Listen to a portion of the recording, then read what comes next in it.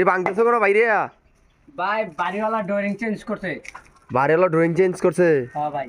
তো এটিগুলা তুমি হাতুর দিয়ে বাইরে ভাঙতেছো, ভাই মেশিন দিয়ে আগে কাটতারো আপনার না? বাথরুম ছিল ডোরিং এ মিতেন, হ্যাঁ। এখন বাড়িওয়ালা গ্যারাজ করে লইছে।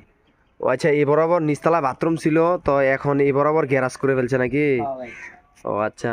তো ভিউয়ার্স, আপনার বাড়িওয়ালায় আপনার প্রথমে আমরা যখনই ফ্লোর ঢালাই দেওয়া হয় তখন আমরা 4 ইঞ্চি বাথরুমের লাইন টানছিলাম, তখন বলছে যে নিচতলায় বরাবর বাথরুম হবে।